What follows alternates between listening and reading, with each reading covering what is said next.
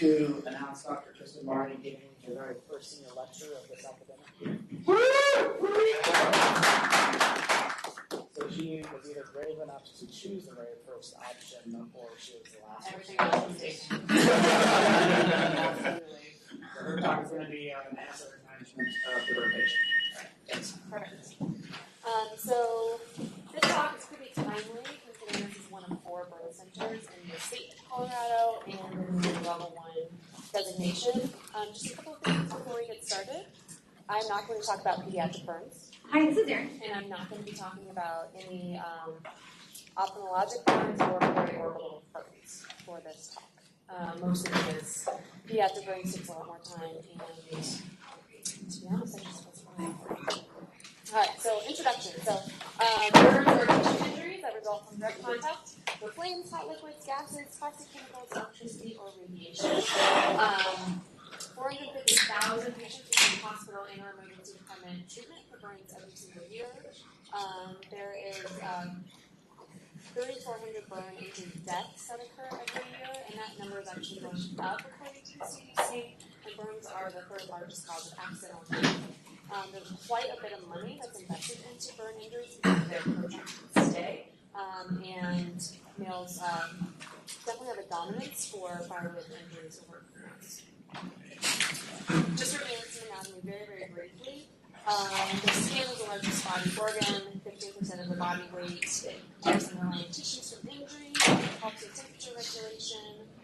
It's excellent seal for body fluids, and unfortunately, in case of burns, it's also a sensory organ. There's 2 layers: the epidermis, which is this part, and then the dermis, which is this part. Epidermis is mostly dead skin cells, and that's what helps create a seal for the dermis below. And the epidermis is actually the only skin layer that's capable of regeneration. That's going to be really important when we start talking about classifications. So jumping right in. So there's 4 classifications of burn depth. The first one is a superficial burn or a first-degree burn. It only involves the most superficial layer, which is the epidermis. You don't get any blisters. They're extremely painful, and they usually heal quite quickly. Think of a sunburn for this kind of thing. For a partial thickness burn, or there's sometimes they call it a superficial partial thickness burn, or a second-degree burn, the entire epidermal layer is involved, and some of the underlying dermis is also involved. Mottled, red, painful, think of like blisters. These are usually scalding injuries. They heal within a month, and there's not enough damage to the epithelium to interfere with regeneration, but it's still quite painful. Full thickness burns. There's 2 types of full thickness burns. This is the more superficial one. This is the burn. So destruction of all epidermal and dermal elements. The burn comes down to subcutaneous fat or even deeper. Skin is charred and leathery. Fortunately for the patient, it's not very painful because the nerve endings are destroyed in the dermal layer. And if nothing is done about these wounds scarring in contraction, wound contraction can happen. The worst kind of burn is a 4th-degree burn. These are full-thickness burns that are around the muscle, tendons, or bones. They're black and dry. They have an Eschar formation, which is inelastic and can cause compression for the underlying structures. These are not painful for the patient. Healing can take months, and to be successful, we have taps and grafts. So this is actually not a burn that goes all the way down. It does go down to the muscle, but what you're seeing here is what's called an escherotomy, which is very similar to a fasciotomy. And the burns out a little bit. So we'll talk about the 4 different types of burns. So there's chemical burns, electrical burns, thermal burns. All of those previous pictures were all of thermal burns, just so you guys know. And inhalational burns is kind of an offset from thermal burns. So chemical burns, they're caused by tissue contact with acids, alkalis, or organic compounds.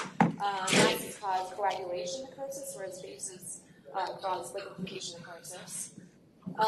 The damage to the tissue and the underlying tissue it actually keeps going on until the substance is removed or it's neutralized. So this is why in hazmat situations people cool down for no less than like 10 minutes with water so they can get all those chemicals out.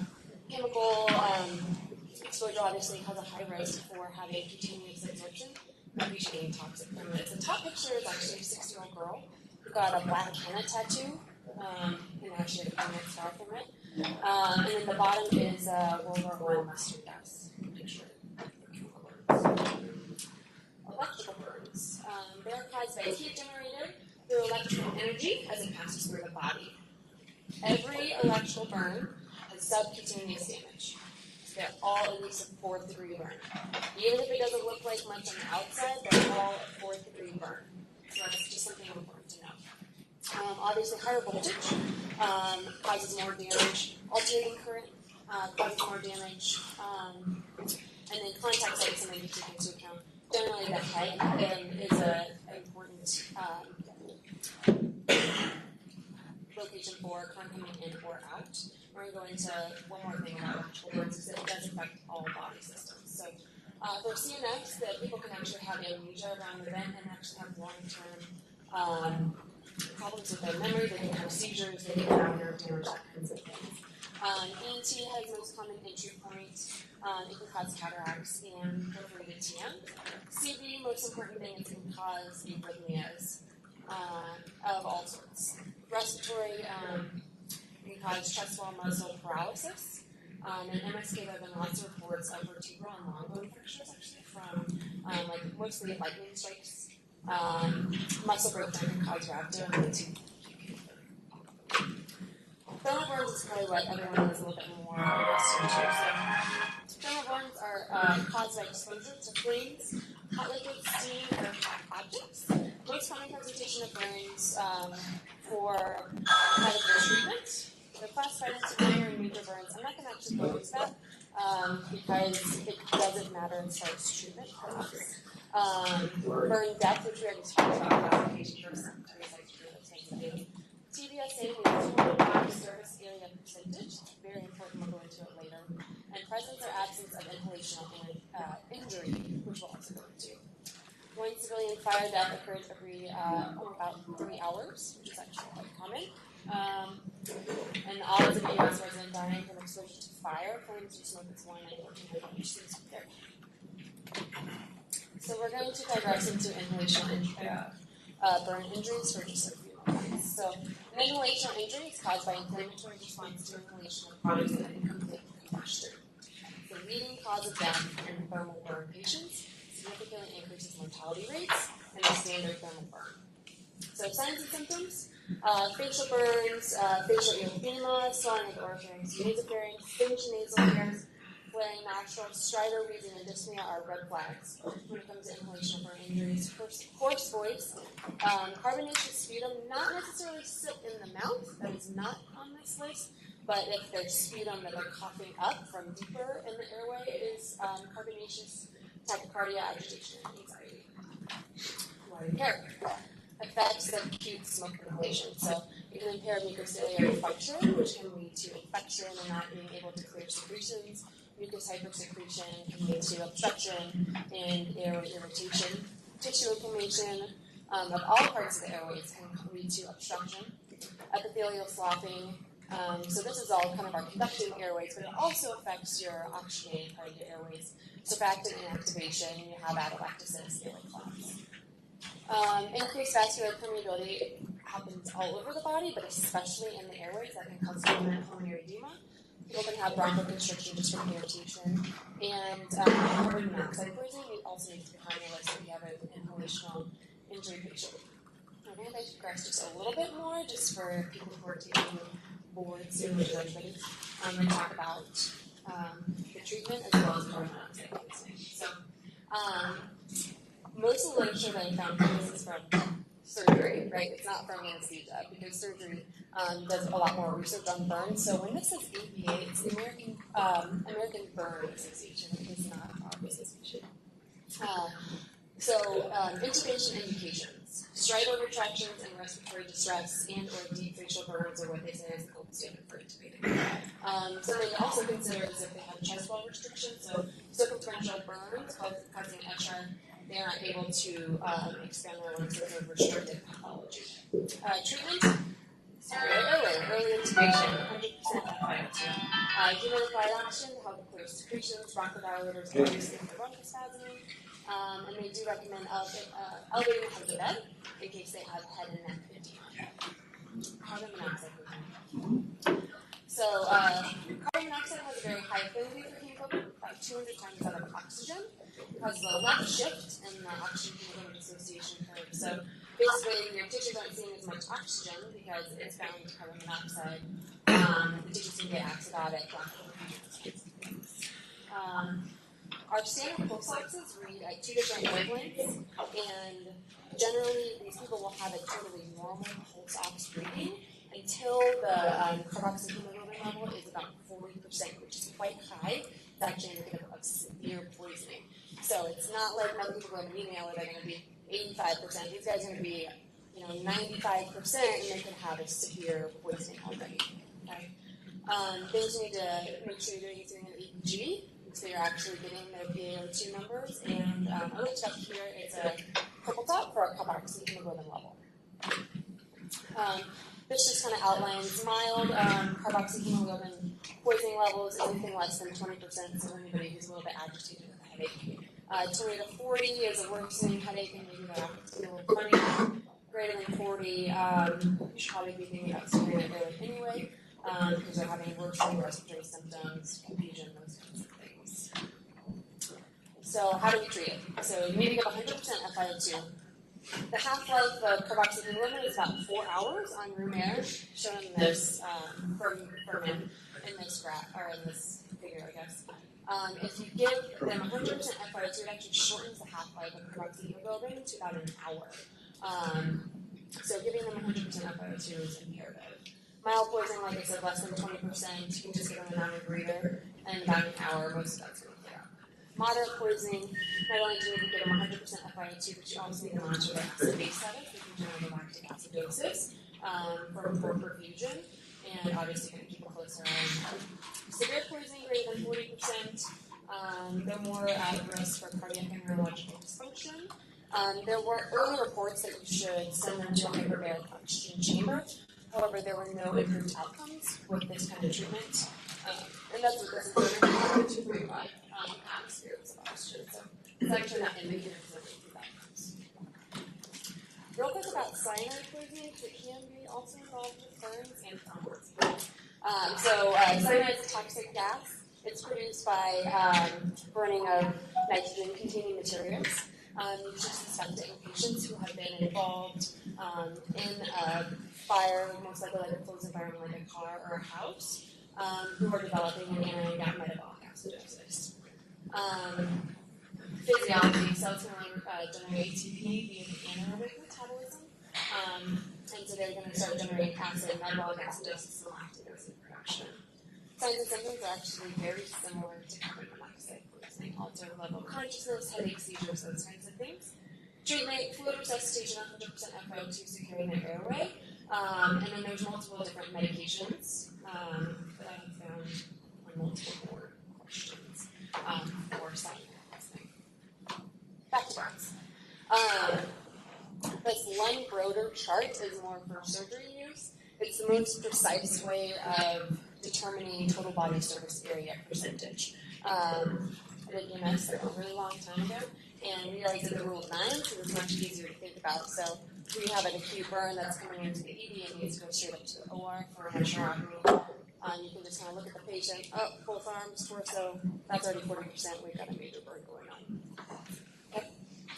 And like I said, I'm not going to be talking about kids, but you can see just because they have such a larger surface area, compared to their size, even something that looks like a small burn is pretty big for kids. New England Journal of Medicine put out this study just trying to look, it's a retrospective study looking at 1,600 patients, trying to figure out risk factors for mortality for these patients. And what they found was age over 60, and this does include pediatrics, which I thought was interesting, total body surface area greater than 40, and with a concomitant inhalation injury. Those are the 3 biggest risk factors for mortality. And what they found was if the patient doesn't meet any of these criteria, they have about a 0.3% chance of mortality, so they're probably clinical. 3% risk, which is one factor, and that goes up by tenfold, right, with 2 risk factors, and then extremely high mortality with all 3 risk factors. They powered the study to only be applicable to patients younger than 90, but still quite powerful. So kind of looking at your patient when you have to run down to the ED and looking at them in the OR, what's it going to look like? How sick is this patient?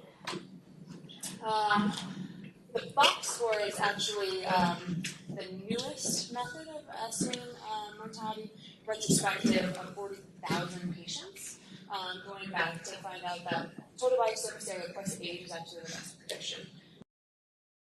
If your box score is greater than 140, the burn is determined to be unsurvivable. And these things are all really important because, burns they can be very painful, there's a lot that goes into them, and it kind of just looks at, is this future? Should we be continuing on with this patient who has 90% burns? These kinds of things is fully interested.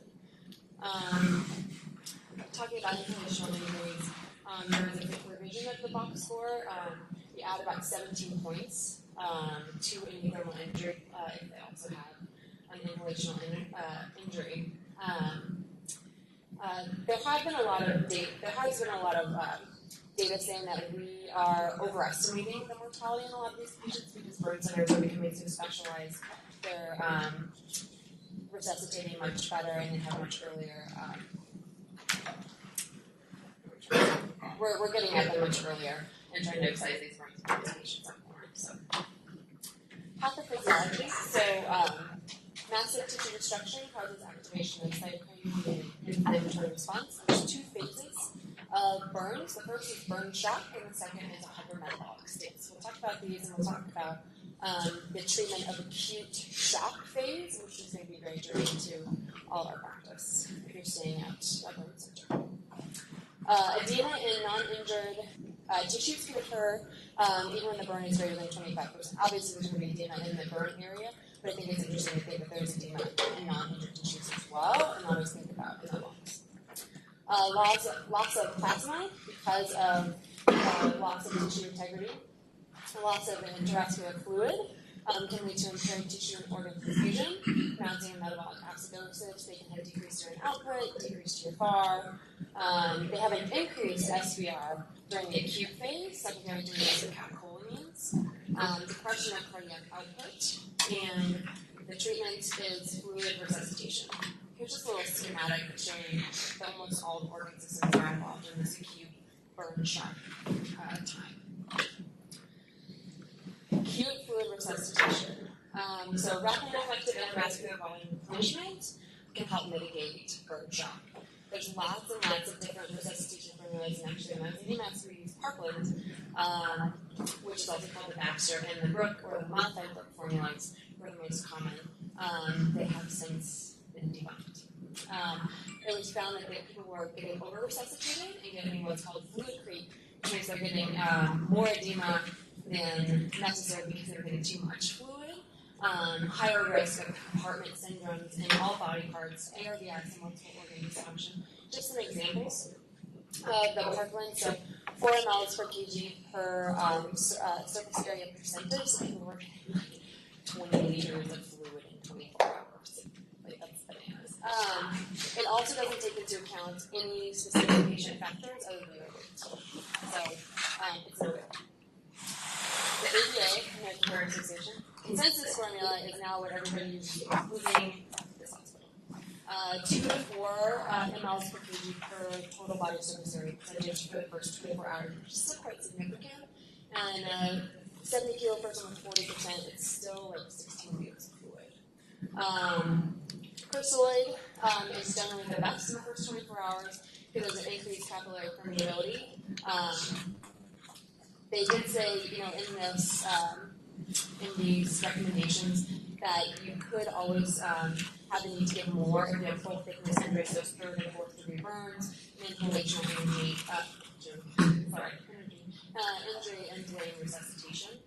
The goal is to titrate to in-organ perfusion. So urine output goal to 0.5 ml per kg per hour, and there's actually nurse protocols in our burn unit here to titrate up to this goal, and it's on an hourly basis, changing our fluid status.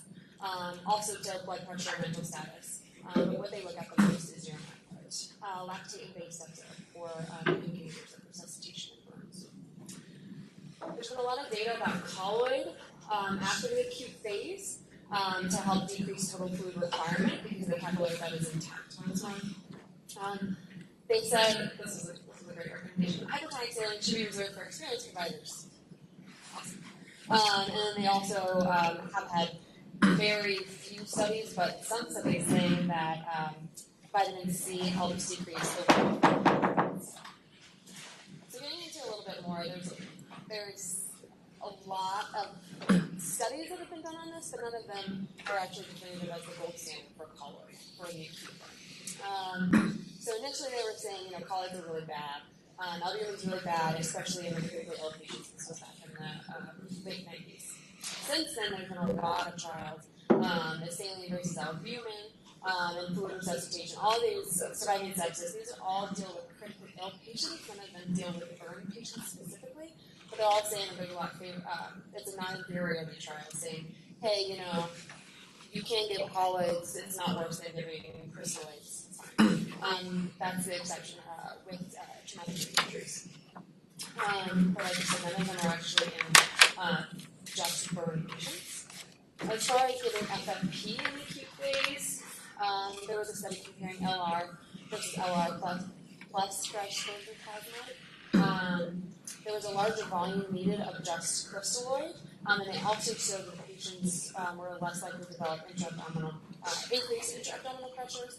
That's not saying that FFP decreases intra-abdominal pressures, it's just saying because they got less fluid, they were less likely to increase, or to have increased abdominal pressures. And then head-starch still shows up every once in a while. This guy, Dr. Kepsky, did a review of 38 clinical trials showing that was comparing head-starch to crystalloids, albumin, and gelatin, and it showed a much higher mortality risk and higher risk of renal failure in these for acute renal replacement therapy. So basically, hypertonic saline. Lots of studies showing that hypertonic saline can effectively expand plasma volumes and decrease the amount of volume that you're going to need to resuscitate a patient. But then a lot of other people were also like, yes, but, sodium hydrolyte concentration at 160 is quite high, first of all, and it also corresponds to decreasing your output, which is not helping with your inflammation. Another retrospective study looked at the Parkland versus just hypertonic saline resuscitation and found a fourfold increase in acute renal failure, twice the mortality rate of just doing the Parkland crystalloid. So now we're going to talk about the second phase. So the hypermetabolic state, so 48 hours to 72 hours post-burn. These patients are now going to have an increase in oxygen consumption, increased CO2 production, and very high metabolic rates, causing protein wasting. They can develop pulmonary edema because now that you've adequately resuscitated them, all that fluid is going where? Into their lungs. Pneumonia, ARDS is most common during this phase, even if they don't have an inhalational injury. Hyperdynamic cardiovascular state, cardiac output is 2-3 times as normal because of that increase in intravascular fluids, and the SVR is now going to decrease versus increased in the initial state. It can look a lot like sepsis, dynamic state plus decreased SVR, and these patients are much higher risk for infection, so you just have to kind of keep an eye out for what's actually going on. Protein breakdown and insulin resistance also leads to glucose resistance. Another schematic showing basically second phase also affects all organ systems. Okay. So where do we come in? So common operations for burn patients. The first one is obviously an emergency. So decompression procedures. An acute burn coming in through the emergency department. Hey, we've got to go up right now because the patient's having a hard time breathing. They have circumferential burns around their belly, around their thorax, any of these kinds of things. They're going to need an episiotomy, which, like I said, is just, it's similar to a fasciotomy, but it's for a larger compartment, like the abdomen, the thorax. They can do episiotomies on the legs as well. They just call it an episiotomy versus a fasciotomy. Burn excision and skin grafting. Reconstruction, especially for contractures, and then lots of supportive procedures because these patients are in the hospital for quite a long time.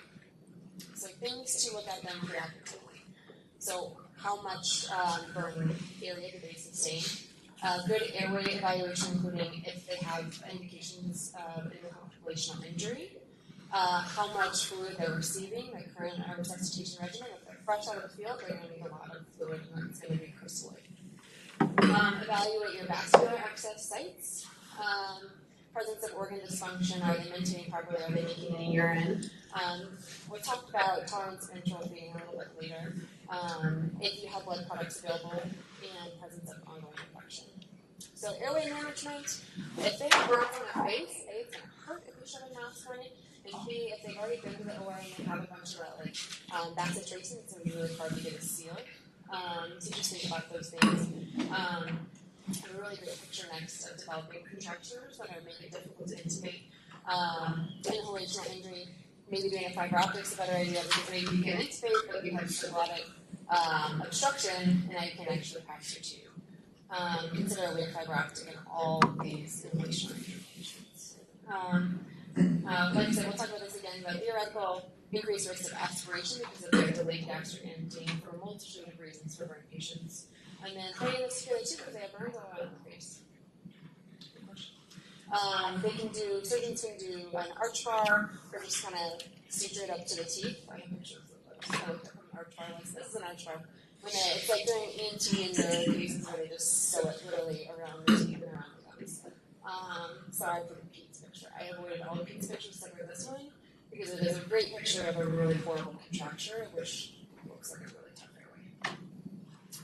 Ventilatory management is pretty much the same. So lung protective ventilation, just like we do with all of our patients. They have seen that patients in the burn ICUs require higher ventilation rates, especially during the hypermetabolic phase because of increased CO2 production. Obviously, if they have ARDS, you would go with ARDS and those kinds of things for ventilation strategies. Vascular access can obviously be very hard because they have profound edema. They're at much higher risk for bloodstream infections. They may not have any peripheral sites available. There's a recommendation from the ABA that if they have a TB assay percentage greater than 20, they should need a central line. Intraoperative monitoring, so if they don't have any skin on their throat, how are you going to do EKG electrodes? You can't put a blood pressure cuff over a fresh graft. You can't put a blood pressure cuff over someplace that they're about to graft. Those kinds of things. So communication with the surgeons is critical. Where are you going to be working? Can I even get a pulse ox on my patient? Those kinds of things. Bladder pressure monitoring is something that we don't routinely do, but you can do it in the operating room. If there's a risk of intra-abdominal hypertension, then you may need to do an XR as well. Temperature management is a cornerstone of burn management. The inflammatory response that burns cause the hypothalamic core temperature to set the temperature that they want the body to get much higher. And that's what actually causes the hypermetabolic state in the second part of acute burn. And so they're increasing the metabolic rate to maintain an increased temperature. Hypothermia is poorly tolerated, A, because the body wants to get a higher temperature, and B, because you don't have any sleep to keep that temperature, the heat inside the patient. Decrease temperature during burn excisions, which would increase blood loss and morbidity in these patients. That's why these rooms are insufferably hot. Pharmacologic considerations for us. So plasma protein lysis through injured capillaries and skin. And then you also further dilute the plasma proteins with a massive fluid resuscitation. There's an increased volume of distribution for almost all anesthetic agents, opioids, muscle relaxants, those kinds of things. Upregulation of extrajunctional nicotine acetylcholine receptors 24 hours post-burn. If you have a fresh burn, you can do sucks, but it needs to be within 24 hours, which is still kind of a gamble. So just be careful with this. I've seen some data, they still have an upregulation of extrajunctional receptors 1 to 2 years, some said 3 to 5 days. Either way, you just need to be careful. If you're going to use acetylcholine, you're risk of hyperkalemia. This is an interesting graph that I hadn't seen before. So the control is giving a 0.9 mg per kg bolus of rocuronium to a non-burn patient. And the dark purple is if the patient has a 40% burn. Because of that upregulation of nicotine and acetylcholine receptors, you need to really increase your dose of rocuronium if you're going to be RSIing or just intubating these patients. Other considerations of pain medicine, these patients have a lot of pain. Downregulation of opioid receptors and upregulation of protein kinase C and NMDA receptors and animal burn injuries, which is sad. Opioids are the cornerstone of brain patient management, but like all other pain management, we do multimodal approaches the best. NSAIDs, gabapentin, benzos, antipsychotics, those kinds of things. If the patient is coming, into agency, don't stop those medicines, just add on to them, obviously, with our recommendations. Brain pain can be more painful than what it should be to patients, and they can also experience pain to non-painful stimulus. These patients have also had higher rates of PTSD and SI, going home if they were inadequate, their pain was inadequately treated in the hospital. Metabolic considerations, we had an email from Dr. Brainerd like 2 months ago about this.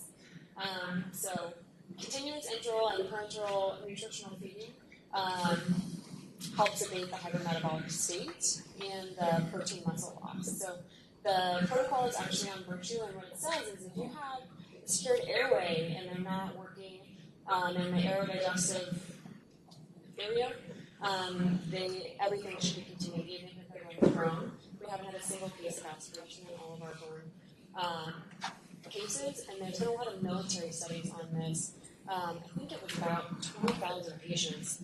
Half the group, they stopped their enteral feeding, and half the group they didn't. The group that they stopped, there were no aspiration differences in the two arms.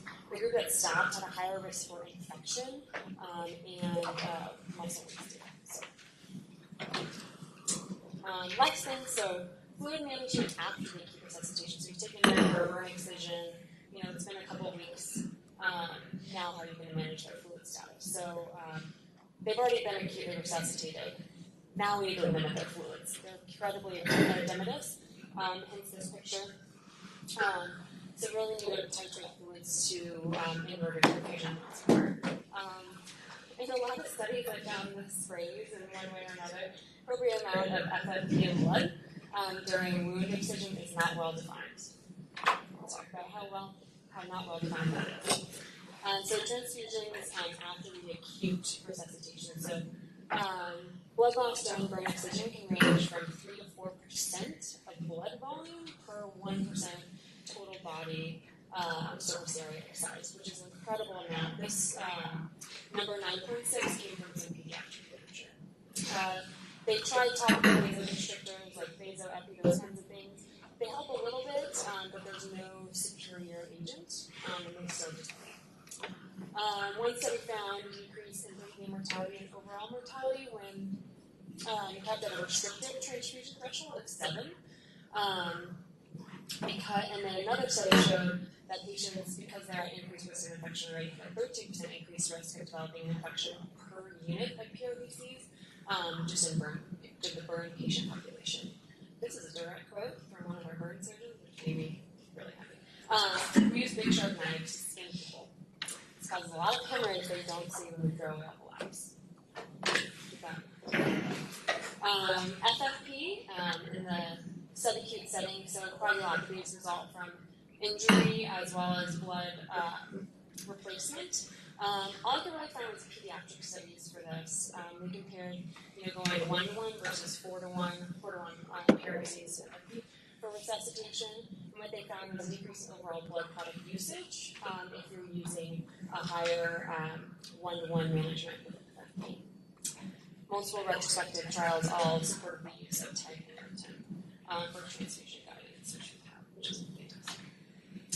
So last thing, communication with the burn patient with the surgeons is paramount. Talking about where the donor sites are going to be, where they're going to be able to put on monitors, and how much blood loss they anticipate. What's the size of the place they're going to be excising from. Anticipate a difficult airway. Keep the patient warm. Have a fluid resuscitation and transfusion plan before going in, and communicate that with the surgeons. Kind of know how much urine they're making before, how much fluid have they had before they go in. Give adequate pain medicine with multimodal technique, and keep them fed. Intraoperative feeding is safe. Use the protocol that's on Virtue, and even if they're going prone, even if they're in a coming position, keep it. Question actually helped out just a little bit about it a lot. Thanks, Greg. And Dr. Victor, one of our surgical burn sessions, also come down.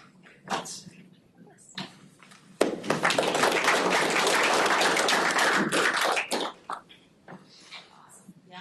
How do they treat patients? Let's say, so you're going to practice up north. Patient comes in with a burn to your facility. Are all patients immediately transferred to a burn center, or are they dealt with initially at wherever they present to? They should all go straight to a burn center. So like Denver Health doesn't even accept burns. Yeah. So EMS will do whatever they can, get as much IV access as they can, get the fluids flowing, so they should go straight to the burn center. So you may not see these patients in your practice? Maybe. Maybe not. Not supposed to. Yeah. Thanks a lot, Kristen. There's an app that the burn unit uses. So we staff the burn unit. It's day and night. So there's an app that takes photographs at the scene in the Victorian Hospital. If it's a DITSL, it becomes clinic the next day. So somebody needs to be intubated, resuscitated, and that process has to start. Again, there's the intubation thing. You can't really predict what's going to happen. We have plenty of patients who come from the Four Corners, northern part of New Mexico, Montana, everywhere, like the 6 states that we're covering. So it makes sense for people in practice when they finish here to intubate and ask questions later before the airway becomes a disaster, then impossible to intubate. So I think that's kind of where the interaction with the ED, perhaps anesthesia, specialty for airway management may come in. For the inhalation injuries, we use inhaled heparin. So you have to diagnose it by bronch, take pictures, put them in Epic directly. And then you may have to follow that a couple of times to see the resolution. So usually 2-3 days of inhaled heparin for that, so unfractionated. In terms of the metabolic changes, it's up to 2 years that the metabolic rate may be 2 to 3 times normal. So that's kind of where that feeding thing comes, because we just start at lack of feeding in the first 2 or 3 weeks when we just stop feed, stop this, stop that, they go for a scan. And we just, we're at 30% of goal. That's just terrible on us, and we have to make sure we feed them. And then the other thing about the temperature regulation or dysregulation is the patients are basically hypothermic. They take the temperature of whatever the environment is because they have no skin. The skin they have is not able to regulate normally. So the thalamus and everything else plays a part, but they really don't have any actual means to regulate temperature. So we have to kind of suffer with them, otherwise the outcomes are absolutely terrible. The hypothermia is, along with the transfusions, the infections, the lack of nutrition, are the things that we can impact. And we don't really think about it in those ways, but it makes a huge difference. You showed mortality, which was double. All patients who had the wrong thing done to them. So we have to be quite careful with that. And then the last thing is one of Dr. Richter's practices, which is different to Wagner's. He'll use phenoldipan, usually 18 to 24 hours into this to try and promote some diuresis. As a dopamine-1 specific agonist, you can get some diuresis without the crazy fluid administrations that the Wagner patients may get. And he'll typically start FFP as a choice for colloid and not albumin. And then, again, our patients in the burn unit may have trauma as well as burn. They all have some other medical conditions. So nobody blows up a meth lab if they're healthy, right? But other things happen to them. So they may have a detonation. They may be thrown out of the building, have a burn, they may be trapped. There's, the story and the history of what happened to them is often quite revealing, and we'll miss things. So we have to keep going back to them every hour or so to make sure that's not something that's missed. The escalators won't come to the operating room because they're insensate by definition. It's just leather with skin. So they get done in the tub room in the building. So 316 and 317, they just bring the bogey up and map out where escalators need to go. And then to follow the fluids, the nurses have this big piece of paper that they stick on the inside of the doors. And so you will actually literally follow the fluids that they've had per hour. And it's kind of eye-opening. You were talking about the 20 liters a day. It's ridiculous, but it is what they need.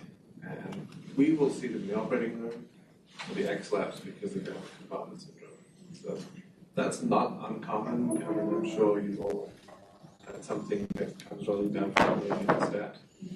And they can get to big trouble.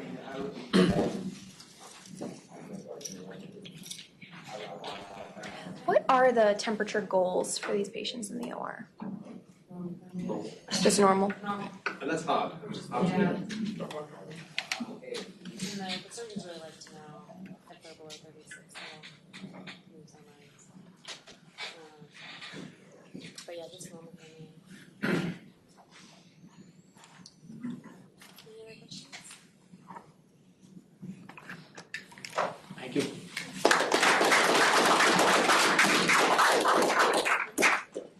We'll take a little bit of a break and then we'll do some exercises here in a second. Jumping jacks, push-ups.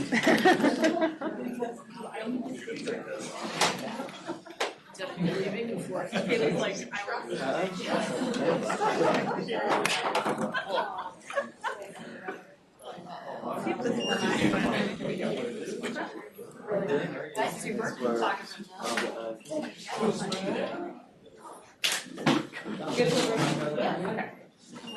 Now you're the only one that Now I have to grab that. It's my staff.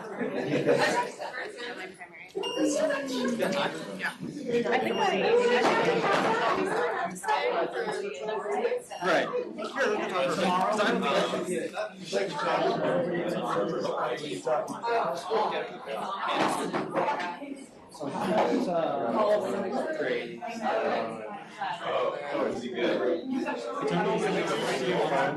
Everyone? Okay. What is this?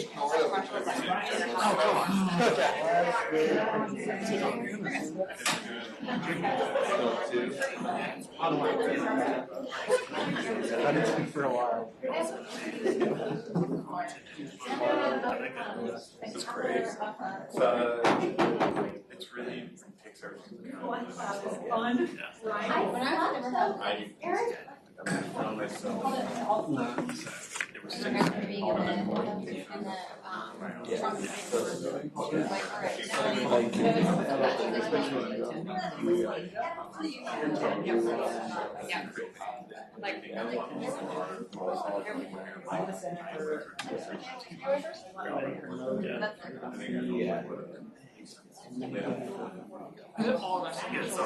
yeah.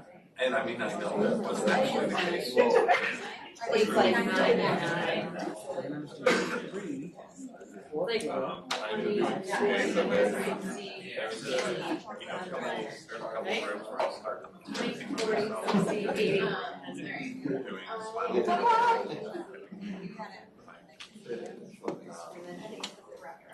yeah, and it really neat.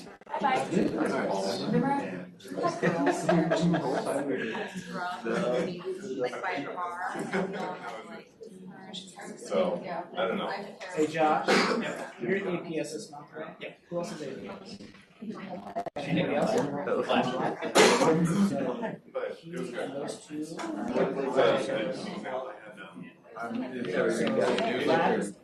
Mika here's a resident blog. She wants to follow the APS group around tomorrow. I gave her Lieutenant Daniel's phone number. I'll let her be hanging around. And if you could just look out for her every morning. She knows where to go. But like, it makes me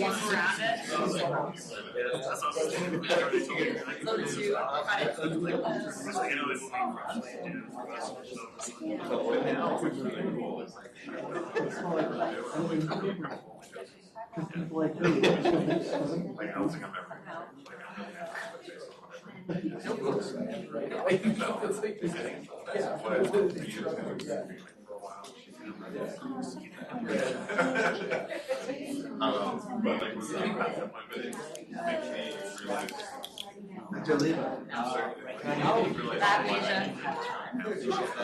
did. Oh, you weren't here.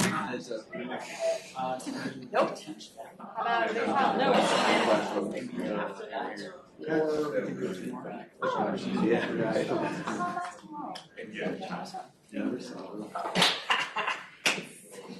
I'm gonna put a time on this. That's good.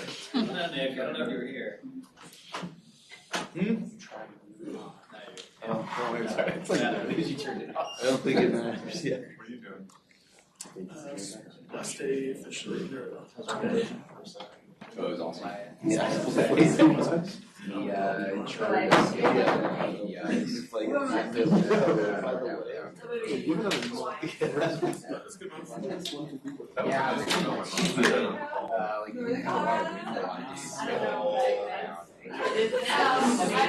You're just here for the food, I know. Who's that? You're just here for the sandwich, right? Yeah. Where's your other colleagues? What's that? Where are your other cardiac colleagues? Were you there when we were? Julius was here for a little bit. Glenn bounced. JD's obviously post-call. He was in transplant till like 5 a.m. And then Annie was post-call basically too. Yeah. Really, this is Josh's one. One more day. You're done. One more day. Well, then you're done. Never mind. You gotta see. It's gonna be great. So good. Diana set the bar low. You're gonna crush it. Yeah. Trying to, but you're right. Oh, she's so grumpy right now. Oh my god, she's so grumpy.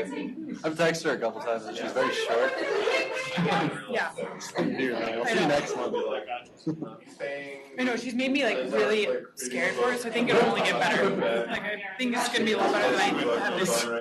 I feel like this is kind of a recurring theme, but Diana not getting jokes.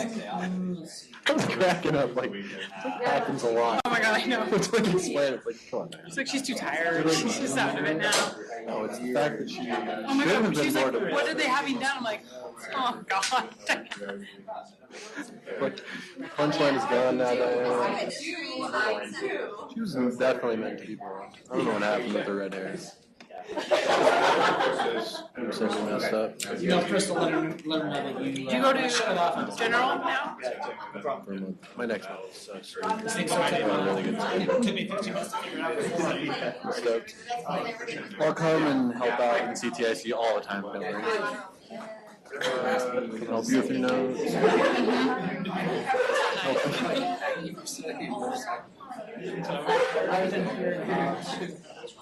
Where do you go?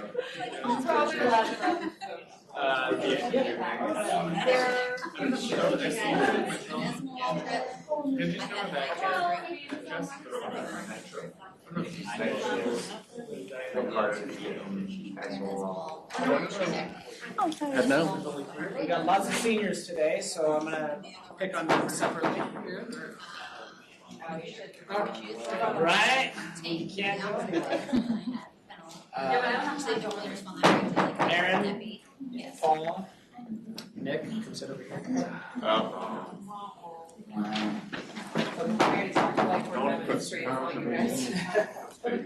Oh, you are here too. You'll get to be a tag team partner in a second. If you guys come closer so that you can hear the questions and hear the responses. Reference. Yes. Torture. What does that mean?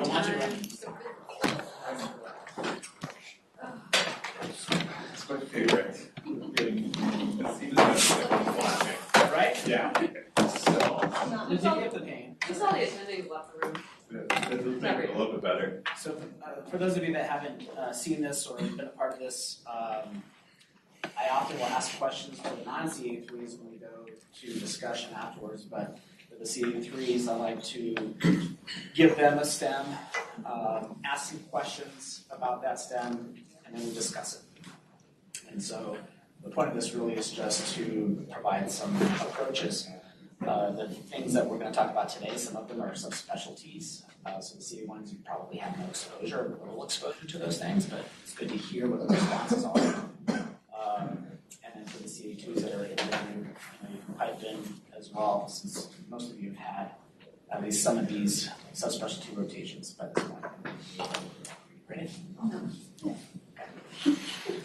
Your first patient is 39 years old. She's 80 kilos, and she's had an X-lap emergent for suspected valve perforation.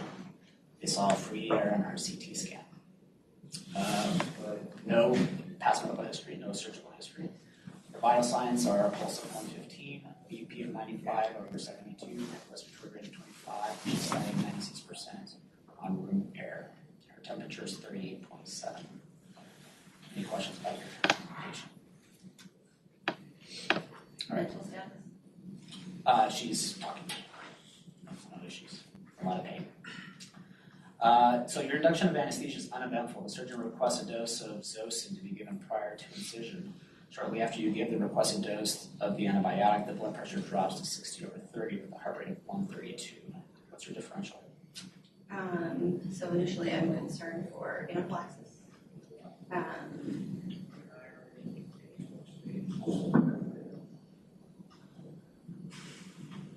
What else could it be? Other things, it could be a PE, hypotension and tachycardia.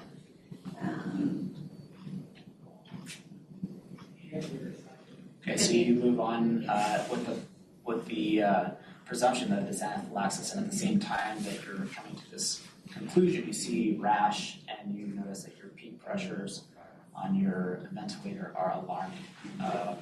So what's the mechanism of what's going on here? So anaphylaxis is an IgE-mediated reaction. You're going to get a histamine release. These patients are hypotensive. They can have bronchoconstriction, which is when you're seeing peak pressures. So treatment of this patient, you would want to try to block that histamine release. We usually do H1, H2 blockers. Is that the first drug you're going to go for? First drug I'm going to go for is epinephrine. And what dose are you going to give? So I would start with 10 mics of epinephrine, see the response. And what are you trying to titrate to effect? So What are you looking for? I'm looking for both a blood pressure response and peak pressure responses. So it's going to cause beta-2 mechanism to decrease the bronchoconstriction in the lungs. So you give 10 mics, blood pressure comes up to 70/50. Your peak pressures are still high. What's your next move? So I would give one higher dose of epinephrine. What's that high Doubling dose? that, give 20 mics of epi. Okay, so now you've come up to 90/60, and your bronchoconstriction still is in effect. You're not able to move much air. So I would go even higher, give 100 mics of epi. So you are presuming that you have an anaphylactic reaction. How does that differ from an anaphylactoid reaction? So I know that an anaphylactoid reaction is not IgE-mediated, but their clinical picture is very similar. So what's the difference besides that? Anything else? They still have a massive histamine release, but it's not IgE-mediated. I don't know the other specific issues. So the patient's now recovered from this allergic reaction. The laparotomy reveals a perforated duodenal ulcer. There's marked purulence and early abscess formation. So as they're exploring this injury, this abscess, the patient becomes hypotensive again. And now the blood pressure again is low, 60/30, pulse again, 135. The temperature is a little bit more elevated, but not substantially more. What's going on? So at this point, since they are in the wound that's purulent, I'd be concerned for septic shock. As they're going through the surgery, the lung bacteria is introduced into the bloodstream. The patient's hypotensive and tachycardic fever. Are you going to treat this with epinephrine this time? So the best treatment for patients for septic shock is norepinephrine as a first-line agent. What infusion rate are you going to start? I would start norepinephrine at 0.05 and titrate up as needed. What receptors does norepinephrine work on? Norepinephrine works on alpha-1, alpha-2, and Any other approaches to your therapy here outside of pharmacologic? So fluids are very important in sepsis. 30 cc's per kilo is the gold standard for What type of fluids are you going to give? I would give crystalloid. What kind? LR, NS, plasma light. I would do plasma light fixing. Why not call it? I just know that crystalloid is the best for septal patients. Initially, and How do you know that? even multiple studies have shown that that's the best. What studies are those? I don't know. Answer to that. Good. The CIA. That was mean. Expect nothing less. So for you're off the table right now, so everybody out watching and listening, now we have a patient that's hypotensive. There's a temporal association with the medication that's been given. And so the top of your differential should be some sort of reaction to that medication. So you want to be thinking to yourself and saying, an allergic reaction, anaphylaxis, given the severity of the reaction. Right? The challenge becomes what I was pushing you for. What else could it be? So that's the other part that you have to be thinking about this is what's most likely, and say it, but also what else could it be?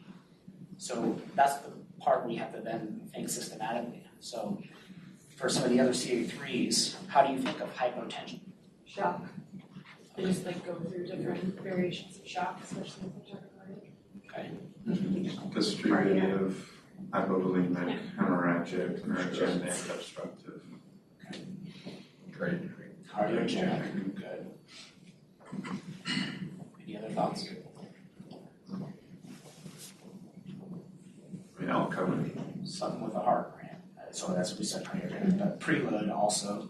So there's lots of ways that you can think of that hypotension that you see in the OR. So I think on a real fundamental level, figure out what system you want to think of for you and stick to it. So one common system that is used is preload. Do you have enough volume coming back into the heart? So that can be hemorrhage, right? That could be some sort of pressure that's working in the belly here. Maybe the surgeon's leaning on the IVC, right? Maybe there's some vascular compromise that's surgically induced. Maybe it's one of the retractors or something along those lines, right?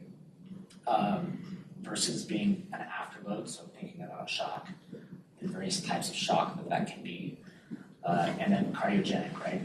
The rate, rhythm, the contractility of the heart, all those things you have to be thinking about. So that'll help you figure out what could be going on here. So what other things on this differential could you then say specifically for this patient? 39-year-old woman, otherwise healthy, could be going on. You said PE, so I think that's a reasonable thing. And a woman that's of childbearing age, perhaps maybe on contraceptive pills is a possibility. What else? Septic shock, right? She came in with the concern of sepsis from the get-go, right? She was tachycardic, she was had an elevated temperature. hypovolemic, hemorrhagic. This is an ulcer that could be bleeding. And then she's young and healthy, so probably not cardiogenic, but definitely on the list. That makes sense. You actually did a really good job of talking about anaphylactic versus anaphylactoid. There's really not a whole lot else that's different besides the mechanism of the initial reaction, right? So the consequence of the reaction is the same. You mentioned the two big systems of vasodilation and bronchoconstriction. Can anybody think of other things that happen in allergic reactions? GI and skin. Yeah, so GI and skin. What happens to the heart? So it can be actually a little bit of a mixed bag. So there are some things, some papers that will say that you actually get some coronary vasoconstriction. So you can get some demand ischemia that can take place. But then you can also get some hyperdynamic aspect, partly because of the drop in SVR that you see. You can get some cardiac effects. Any other thoughts on anaphylaxis versus anaphylactoid? Is tryptase elevated? I'm starting to remember that. Good question. I thought you were going to ask that. And I was like, hey, Grammy. Good question. So what do you think? It's just the anaphylaxis, not the anaphylactoid. Correct. What's the timing? I know that Dr. Seltzer kind of talked about like drawing a tube, but how quickly do you see the tryptase? It's so the way she showed the graph, really that first hour is where it's starting to come up, but it starts to peak after a couple of hours. So it doesn't have to be done immediately, but you gotta remember to do it while you're in it.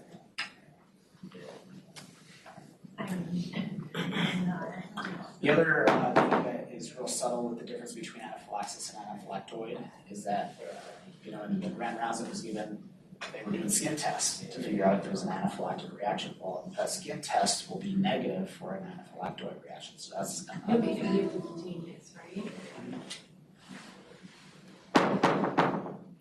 All right, so now the second part of that was messing around with this abscess, getting back to remic, becoming then more hypotensive as a result. That's something, has anybody seen that?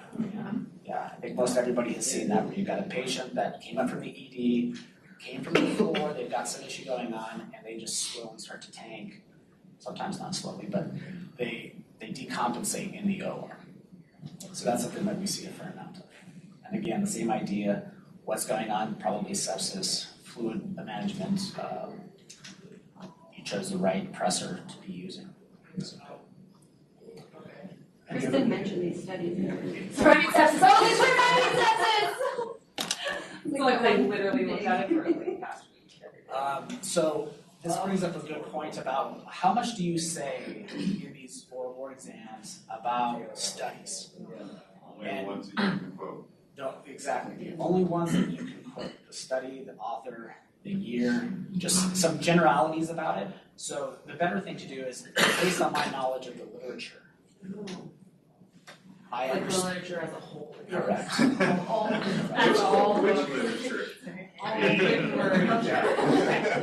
Based on what I've read, based on whatever phrase you want to use, but based on my understanding of these situations, this is how I would react. This is what I think is going on. So rather than saying based on studies or based on something that is more concrete, where they can kind of come down on that. So Glenn Gravely was fantastic in drilling down. Okay, well, let's see how much you know about this study. And that can take you off on a tangent that you really don't want to go off onto. Any other thoughts or questions on that one? That was awesome. Yeah. Renick? 20-year-old, 60-kilo woman. She's pregnant. She is at 37 weeks, and she's coming for an urgent cesarean delivery. She presented 1 hour ago in labor, and she's preeclamptic. She's gotten 1 dose of hydralazine and mag sulfate. She has admitted to frequent heroin use early on in pregnancy, but she's been taking naltrexone to be drug-free of late. The OB just notified you that there are late B cells and that they want to go for cesarean section. So her current pulse is 110, BP is 170 over 110, respiratory of 22, temperature of 37.5, and hemoglobin of 10. So what are the implications from an anesthetic standpoint of preeclampsia? Preeclampsia, you're worried about hypertension, obviously, and blood pressure management. Also fluid status and her current protein levels and her overall fluid status. Why is the fetus at increased risk when preeclampsia occurs? It is secondary to the hemodynamic changes that you see in preeclampsia. What happens to the placenta in patients that are preeclamptic? Often there can be some placental insufficiency. I think it's at higher risk of rupture, mostly due to the increased blood pressure. So how are you going to monitor and dose this woman based on her preeclampsia presentation? As far as what... So she's got hydralazine and a dose of mag sulfate up to now. What else are you going to do? Leading up to She's the still up to 170. Correct. I think I would bring her back to the operating room and kind of keep monitors on her and kind of see which direction her blood pressure is going in right now. Is she symptomatic as far as neuro symptoms? So would you give her any additional magnesium? How much maybe? I think that noise, this is So she got a bolus, that's all you know. Yeah. What's typical for bolus in preeclamptic patients for magnesium? Around 6 grams, but I don't know exactly the dosage. What are they shooting for a target for a magnesium insert? Right, they're using there is a therapeutic level that I would have to look up. What happens to the patient when they exceed that therapeutic level? Well, then you get into hyper or magnesium toxicity levels where you have decreased tendon reflexes, decreased muscle tone overall, and neuroscience as well. So what is a late deceleration? Late deceleration is from usually placental insufficiency of some sort. And that's where the baby's heart rate drops a certain level. It can be concerning, especially if they're repeated and persistent. In terms of timing with the contractions, when does a late deceleration occur? It starts to peak after the peak of the contraction. So once the contraction is coming down, the intensity of the contraction is coming down, then the baby's heart rate is also. So how does that compare to an early deceleration?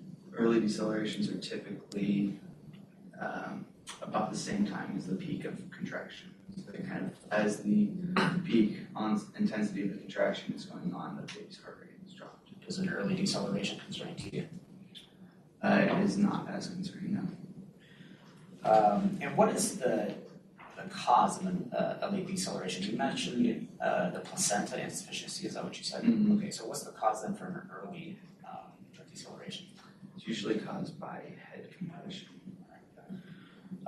Let's presume now that the OB has enough concern about the baby that they place a scalp electrode. And through that scalp electrode, they're able to measure pH, and pH is 7.2. What does that mean to you?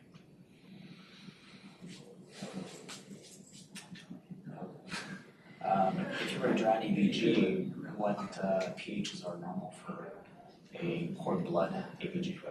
It is a little bit, it's more acidotic than a normal adult, but I don't know exactly. I think it's more in the range of 7.25 to 7.5. What would be the PO2 of some cord blood on an EVG? So there's no Now, are there any considerations in her preoperative evaluation given her history of opioid abuse? Absolutely, yeah. It's gonna be difficult to manage if she's recently been taking naltrexone. But I would like to get a better history as far as when her most recent usage of heroin was and how long she's on naltrexone. She says it's been months since heroin use, but she's on depot naltrexone that she gets an injection once monthly, and the last injection was last week. Okay. So pain management here is definitely a challenge. So what's your plan? So I would speak to the obstetricians and see the urgency of the situation and still proceed with the neuroaxial anesthesia. I think that would be best to help manage her pain and probably leave the epidural catheter in for a couple days post. So you would do a combined spinal epidural for this procedure then? I would likely probably just do an epidural depending on the urgency again. If we could just get away with doing an epidural without going intrathecally and causing less hemodynamic shifts in the patient, kind of slowly titrating in the enough local anesthetic to perform a C-section. How would your management change if she wasn't taking the naltrexone and she was acutely intoxicated with heroin? I don't think it would change that much. I would still probably perform a neuroaxial anesthetic. I mean, you're more concerned about her mental status and if she's able to participate, if she's, how heavily intoxicated she is on heroin. But I would still be able to proceed with neuroaxial anesthesia, and you would likely need to be monitoring afterwards for any sense of withdrawal. Would you use Duromorph in her epidural catheter?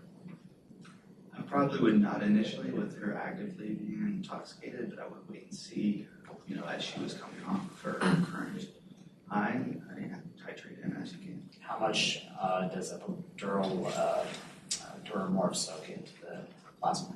What's the plasma concentration of morphine essentially after an epidural dose? Right. It'd be difficult to actually get that. I'm not exactly sure. Good.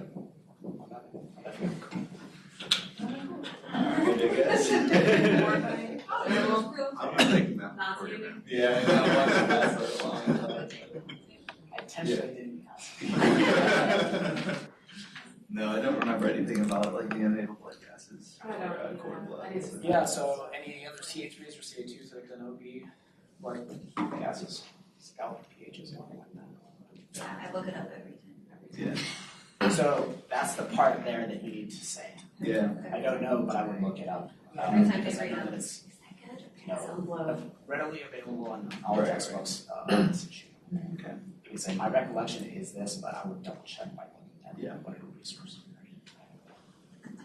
So it really depends on where that source is coming from. So if it's an AVG from cord blood, that's different than a scalp sample from an electrode that they place on the scalp. So has everybody seen these scalp electrodes that they place on babies? I've seen it, I never knew that they took I pH from it. They can, they often don't. So they're usually attached at the crown of the head for women that are starting to try to deliver vaginally. And it's a way for them to more reliably track fetal heart tones because they can essentially get the electrical output of the heartbeat.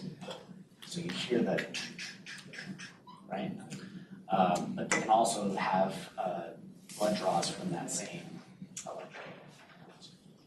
Placement of those electrodes is not straightforward. There's actually an increased risk of cerebral hemorrhage with placement of those, so they don't place them just willy-nilly. But a pH of 7.2 from a scalp electrode is low. You're right in that it's a little bit more acidotic. So pH of 7.4 down to about 7.25 is pretty typical for a scalp pH. When you get below that, that's when you start to worry about acidemia and maybe the baby's not doing so good. Right? So in that particular situation, that's a concern. Baby probably needs to be delivered, right? These late decelerations are making them look bad. The other thing that you can get from these scalp electrodes are lactate levels. So lactate is not quite as good at looking at fetal distress, but the lactate is surprisingly high. So we typically start worrying about lactates when they get above 3, 4. Well, a lot of times it'll be upwards of 4, 4.5 in babies that are completely normal. Yeah. So it's not a great indicator for how they're doing. Once you get above about 5 for their lactate, then that's when they're starting to have some acidosis that you're worried about. And then for the blood gas, that's actually a fascinating thing. There are these huge ranges that you can see. So I mentioned the PaO2. So the PaO2, does anybody have any idea of how low it can be? The low is like 40 or 50, I think. Even lower than that. That's on the high end. It can be single digits. Oh, God, that is. The high end is 30 to 40. So the point is that it can be very low. And it's not really good diagnostically there's no great correlation that if it's low, baby's going to be having problems. So the point is that their partial pressure of oxygen in their blood is actually very low. And if you go back to thinking about just fetal development, that fetal hemoglobin, that's why it hangs on to oxygen so tightly, right? It's because it needs to grab onto everything that it can. Other interesting things about the blood gas, CO2. Any thoughts on what CO2 might be? The PaCO2. It is higher. So the low end is kind of what we would deem to be normal, so around 40. But it could be upwards of 50 or 60. Bicarb is something that is predictably lower than what we would expect. It's typically in kind of mid to upper teens. So those are the values that you're thinking about when you look at an EVG for a newborn. You have a PaO2 of 20 and a PCO2 of 50, you'd be like, It's probably fine. If the pH is 7.3, yeah, you're probably fine. It's really just the pH that's non-medical respiratory acidosis. They read them out loud in the OR because the docs always want to know. So either I pull it or the nurse pulls it up and I'm reading it and I'm just you're like, oh, okay. And they just keep going and I look it up. Yeah, so that shows up on exams, both written exams as well as for oral board exams. If you get something like this, if this were a true exam, I probably would have handed you some of these data points and you would look at it and we would talk about it, right? So that's how this stuff comes up. Naloxone, or naltrexone, I'm sorry. two formulations predominantly. There's actually another formulation that's I think it's available in some countries. I don't believe it's available here. Where you get an implantable, it seems like it's a device that then liberates the drug for some extended period of time. So the depot shot, essentially once a month. If they're taking a PO, anybody have an idea of what that dose is in terms of frequency? Is it every day? Is it every other day? It's 25 to 50, I think, once or twice a day. Yeah, so it's about daily in most cases. And so with that said, then you know that the half-life is going to be approximately 15 hours or so, right? And so if she were taking PO, you would say, well, when's the last time that she had the last dose? And do a little bit of math and say, well, how much does she have in her system approximately? But I gave it to you the hard way by saying she had a depot shot last week, right? Any other thoughts on naltrexone and what you would do for your patient?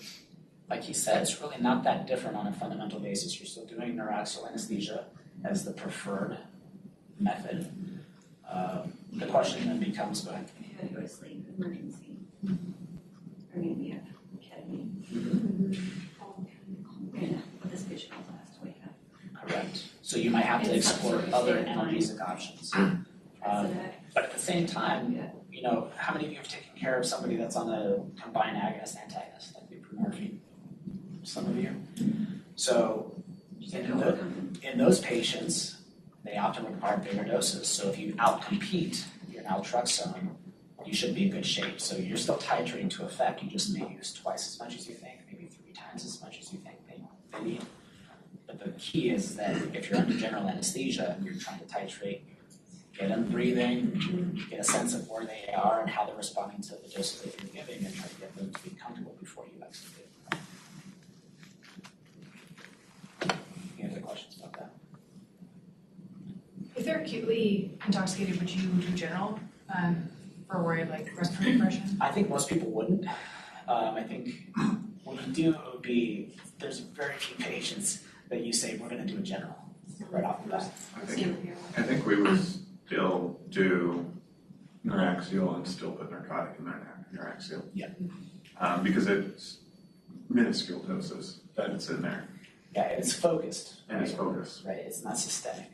So you worry more about systemic administration of opiates in terms of knowing whether it's working or how it's not working or what dose you have to get. But when it's neuraxial, you actually get more targeted effects that can overcome your antagonist at the site. So what about, like, I guess, consent and patient collaboration in acute intoxication? Yeah. What really happens there? Depends on the urgency of the situation, right? So in this case, they probably, if she had no next of kin, they would proceed with the cesarean section and do consent based on the presumption that any reasonable person would say that yes, this is okay. And are they typically easier to, or if they're intoxicated, usually they're like, I don't know, like drooling and like totally out of it, easier to put in neuraxial or? In that scenario, we wouldn't do neuraxial. That patient would go to sleep. That's okay. They have to be able to cooperate, right? And that's one difference between pediatric neuraxial interventions and adult interventions. It's really frowned upon to have a patient that's not responsive, right? Whether that's because you've induced it or they are intoxicated. So in the pediatric realm, that's all that you do is they're asleep, they're conscious. And so general would be more likely in that scenario for sure. It would depend on how intoxicated. I'm sure some people, can probably function pretty reasonable on their own. You have to have reasonable consent from either that party or someone else that knows it close to them, because one of the absolute contraindications to neuraxial is patient refusal. Yeah, and so someone that can't consent to a neuraxial, I would consider a contraindication to doing it. Would you do a spinal, or was it just in the middle? Did you do a CT? With that for a section? Yeah. So, this is a pre-eclamptic patient too. One thing I was going to say is before I would proceed with any of that, I wanted to check coag studies too, and platelets, because someone that could be not a candidate for it. Sure. The heavy narcotic use, acutely intoxicated, you could get a consent, sure, maybe, or You know, I don't know. So she was the first, I think she She was, first this was said her not first. intoxicated. Yeah, this was her first baby, so I think in that, if she's not intoxicated, You're thinking for post-op pain? Are you thinking epidural Well, for both. post-op pain? Like, yeah, would you do both? Would you just do that? Or would you do a CC or just a epidural? I think I would just do a spinal. If she was the way that I initially described it, where she's coherent, she's participating, she's Yeah. been free of abuse for the last several months. Correct, right? So I would just do a spinal. Okay. If this was her third C-section, you treat that like somebody else that's had a third or fourth C-section where you say, it might be a little bit longer, there's some scar tissue, maybe we want to leave a catheter behind. Yeah. So dose up if necessary, but you essentially doing it with a spinal. If this is someone that's on Suboxone, Right, but if they're on like. if they're on I would Suboxone think chronically and it ended up being an urgent section and they couldn't get weaned off of it, Yeah. I would do a CSC and be able to treat pain post-operatively with the epidural. But sometimes it's more important for these people to get up and moving around than it is to control their pain. It might be better just to do some tap blocks or tap catheters or something like that instead of leaving a catheter because it's more important for them to get up and move. So you see how he's bringing some other modalities into it? So it's really easy to get kind of laser focused in on one aspect because this is OB, right? Yeah. And you don't think of some of the other tools that you have at your disposal. So those are the things you want to think about as you're talking about these things. What other ways can I manage your pain besides pharmacologic, besides Neuraxio? Liposomal bupivacaine. We don't use it here. They have it at Denver Health and we should get it. Yeah, do you like it? Yes. You see them? They have that It one. lasts for days. Exparel's great. Amazing. What are they doing? Exparel is Yeah. They're doing this, Everett's like, pretty they're cool. doing like full thoracotomies Yeah, fracture on patients who, we can't do neuraxial. They'll just do a bundle block. They have no pain for days. Yeah. Days. And I'm like, oh, It's like the one thing Denver Health has that we don't. it's amazing. It's funny how that it's works. Montero every day, it's like, I know. having it. Yeah. But like thinking about something like that, because like taps are like, oh, plus minus, but man, taps number up. All right, any other questions on our OB? The mag. Oh, Yeah. I was like, Yeah. 35, 35? Yes. They usually get like yeah, they're usually, I mean, when I got there, they do get Yeah. 6 milligram boluses sometimes for patients are. 6 grams. Yeah, sorry, or like. Yeah, no, a week. okay. I love that as well. So that's one of the things that I think is important for us to know from our standpoint, that these patients that have preeclampsia on these infusions getting bolused, they get a ton of MAG. And so, as you said, if they get really high, they might not be very interactive, they may not be able to really participate with their care in a way that you're expecting them to, Usually it still protects very early, usually. but it's like this really weird thing where you just keep like poking them to make sure they're still alive. And then you'll see them a couple hours later. Back, I've talked to a couple of them, they're like back, like coherent, and they remember everything that was happening, like I couldn't speak. They're locked in, right? Yeah, like they rush them into the OR and the mag is like 3/4 gone, and you're just like, okay. Alright. Last one. We got a 3-month-old, 5 kilo. Presenting for pyloromyotomy after vomiting for 4 consecutive days. He's otherwise healthy. Okay. Assuming that he does not have an IV in place, is venous access mandatory pre-induction? How is this patient presenting? He's been vomiting for 4 consecutive days. Yeah, IV access is necessary for this patient, but more so for checking electrolytes and acid-base status with this patient, making sure they're optimized prior to going to the operating room. What does optimization look like to you? Optimization means getting electrolytes back under control and appropriate volume resuscitation. These patients What's are going to be typically deranged? so they can have multiple derangements.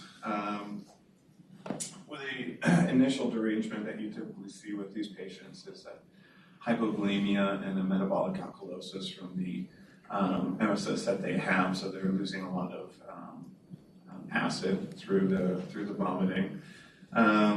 the metabolic alkalosis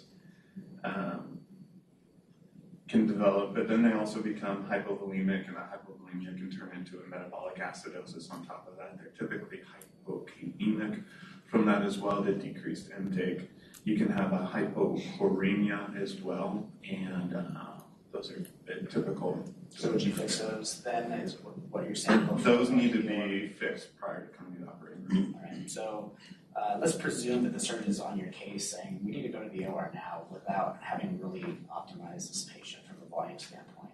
What are your conversations with that person?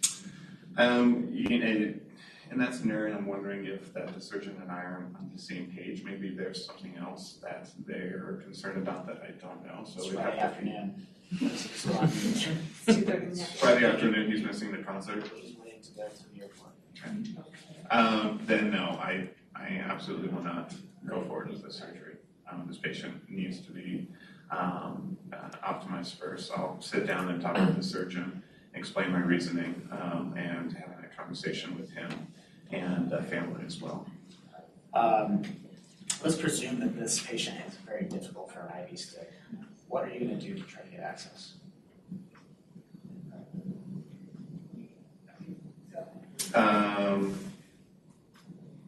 EMLA? EMLA for sure. Where are you going to look? They're difficult because they're difficult because not they're based on age, but based on the ability to visualize and or feel any vascular access.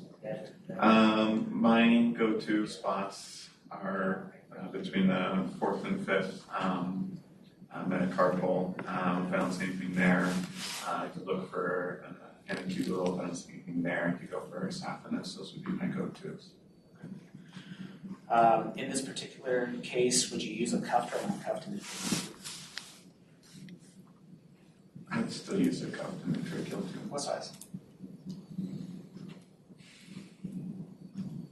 5 months. 3-month-old. 3-month-old.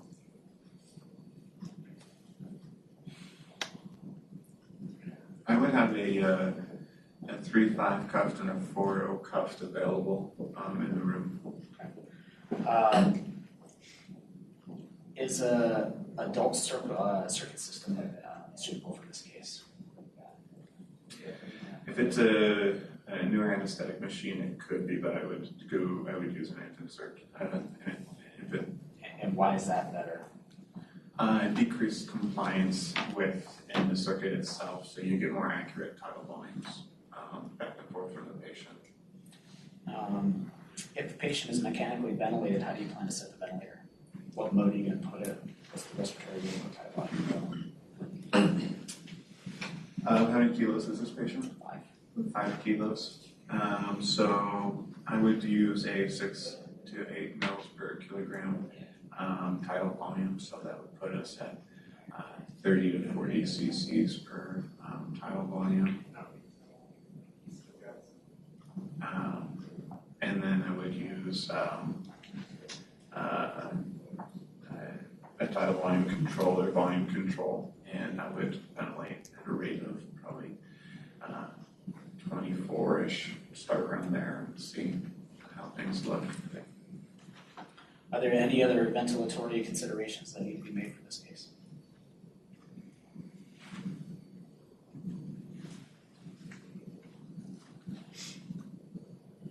I don't know that I understand what you're asking. So this patient's going to be having a pylori myotomy, so how is that done?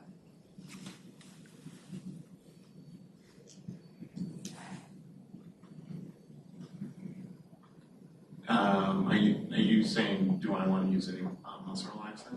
No, I'm saying, in terms of abdominal pressure that is going to result from them doing the procedure and how that impacts your ventilatory strategy. It's possible that it's a small incision that they use, and they're going to be using some retraction to get where they're getting to. I mean, it's possible that I might need some larger pressures to maintain my volume, tidal volumes. Okay. What fluids are you going to administer during this case? I'd probably stick with the balanced crystalloid, like a lactoided rigors or a plasma line. And what sort of volumes are you looking at? things are provided during the case? Yeah, so I'll stick with my 421 for maintenance fluids. I'm assuming that this patient was appropriately fluid resuscitated prior to coming back in on maintenance fluids. Prior to coming back, I'll continue standard maintenance fluids, which with this 5 kilo patient would be 20 cc's an hour. And would you have dextrose in any of those solutions? Again, assuming this patient was appropriately resuscitated and the maintenance fluids that probably contained dextrose prior to coming in. This is a short procedure. I don't plan on having dextrose in this. What patients benefit from having dextrose in the solution? Patients that most benefited from dextrose in these solutions are typically the ones that have metabolic disorders and have inability to have any sort of fasting periods. That's it. Great job.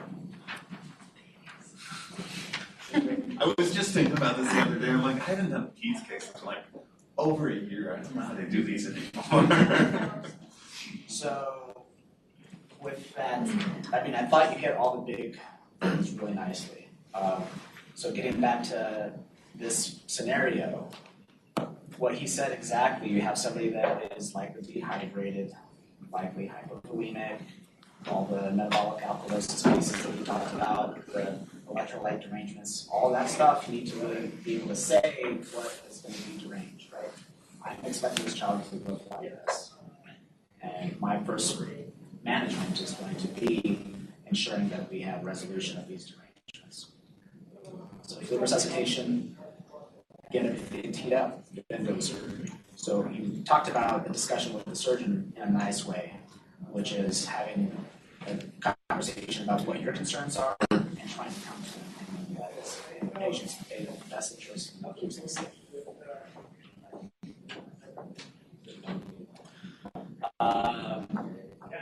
Placing an IV, usually they're going to come in with an IV in this particular scenario, but let's kind of change it up and say it's something else. Let's say that they had a foreign body that they have aspirated. You may not be able to get an IV down in the ED, and so the branch point in this kind of question, the line of questioning about IV or no IV, can anybody guess what that next question is going to be? Do you induce? Yes, right. Are you going to do a mask induction? So you have to be thinking about where that line of questioning is going. So if they have no IV, are you comfortable doing a mask induction? In this particular situation, definitely not, right? This is an unsafe thing to do in somebody that has been vomiting for days. You don't know what is going to happen during induction that might result in aspiration. You did a great job with the endotracheal tube. So generally speaking, a 3 for kind of the younger, less than 6 months is what most people use for a cuffed tube. 3, 5 for an uncuffed tube. Once they're about 6 months, then it gets to be more of what you were talking about. So, Yeah, I can't remember, so I just want myself small in my head. Some of you that have done the rotation over at Children's, what's the kind of equation that gives you a guesstimate of what tube size that you can use? Age divided by 4 plus 4. Correct. Everybody hear that? For cup minus 10 for cup. Years, yeah. Yeah. So that is a real quick and dirty way to figure out when you're older than a year where you should be for your cuffs or your endotracheal tube size. Less than a year, it's kind of that 3, 3.5, 4, depending on either the size of the child and some other factors. How close they are to age of 1. The circuit system, you did a great job talking about that. One of the big things about that you brought up nicely was that our adult circuits are very compliant. When you watch the ventilator give a breath to a patient that has stiff lungs, what do you see in the tube? They're moving, right? So with each breath, that compliance within your circuit is lost volume, if you will, that could be going to the patient. So you don't really know if you're doing dead space ventilation or if you're actually getting alveolar ventilation. So that's why the smaller tubing, more or less compliant tubing of pediatric circuits is a better thing to use, especially in a really young child. If this patient was 13 years old, it makes no difference. Does circuit have a name that you said you use? Or did you say pediatric surgery? Pediatric. Oh. The other thing with the pediatric circuit is the bag is smaller, right? It's much smaller so that you are less likely to squeeze a big volume into that small charge. You did a good job setting the mode. So volume control is pretty common. There's some faculty over there that like to do pressure control, right? Is that what you were used to doing? Most of them do volume control. I did a lot. I did as well. I think it depends on who you work with. There's different there's different philosophies. So it's at 20 and 20, rated 20 and pressure control is mine. Yeah. And then you could titrate to your tidal volumes, but pretty much. Right. And so that's the idea. If you use volume control, then you don't have to worry about that tidal volume because you set it, right? But if you use pressure control, you have to be mindful that if there's any changes from a surgical exposure standpoint, if you're doing laparoscopic procedures, that you have to adjust that pressure as the compliance for the lungs change.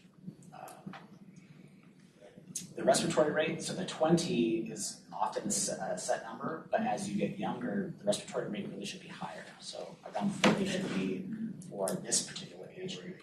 30, 35 is what you should be for. So how does that impact then your IDD ratio as you go up in your respiratory rate? Would you change it? You have to increase your respiratory time. No, that's not. So you have to be mindful about making sure that you have adequate expiratory time. So you have to See it on the children's events when you change it, it'll show you the second. Yeah. As you change it, everything's going to 0 time minutes, yeah. So in your initial settings, you start out that way, and then you just kind of see where things are going with respect to the case, how the patient's doing, how they're oxygenating, all those things. And then the dextrose is a huge point of discussion amongst the pediatric folks. You did a good job discussing patients that you could use it for and that you wouldn't use it in this particular case. What are some of your other experiences that, for those of you that have been over there, patients that you use dextrose for? I think it'll be the one time. So neonates, right? 24 hours, 48 hours after they're born, preemies, right? So early, kind of early gestational age, if you will. And then the metabolic children's as well. A lot of the NPO infants are just on a glucose solution on the floor and they just come down with it. Yeah, so if that's the case, a lot of times for a short procedure, you're fine just stopping that infusion and going without dextrose for your fluids during the procedure. Yeah. What else? Anything else? All right, we're done. Thank you. Those are always good.